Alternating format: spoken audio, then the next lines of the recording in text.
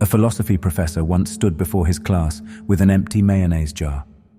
On the table in front of him, he had a pile of large rocks, a box of pebbles, a pot of sand, and a small water bottle. He started filling up the jar with the big rocks. When the rocks reached the top of the jar, he held it up to the students and asked them, "Is this jar full?" The students nodded and agreed that yes, the jar was full. The professor turned back to his table and picked up the box of pebbles. Before pouring the pebbles into the jar, he shook the jar so that the pebbles filled the space around the big rocks. "Is the jar full now?" he asked.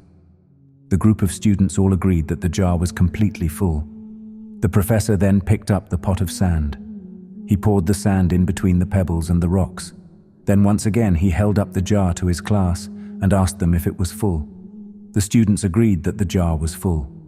"Are you sure it's full?" he asked. Finally, he picked up the water bottle and tipped the water into the jar until it trickled into all of the remaining space. He then explained to his students, "This jar represents your life. The rocks are the important things, your family, your children, your health, your friends, and your passions. The pebbles represent the things in your life that matter and are necessary, but that you could live without. These are the smaller things like your job, your house, your car, material possessions, and your hobbies. They may come and go throughout your life and are not essential to your overall well-being. The sand is everything else, the small stuff. If you put the sand into the jar first, there won't be any room for the pebbles or the rocks. The same goes for life. If you spend all your time and energy on the small stuff, you will never have room for the things that are important to you. Take care of the things that really matter. Set your priorities.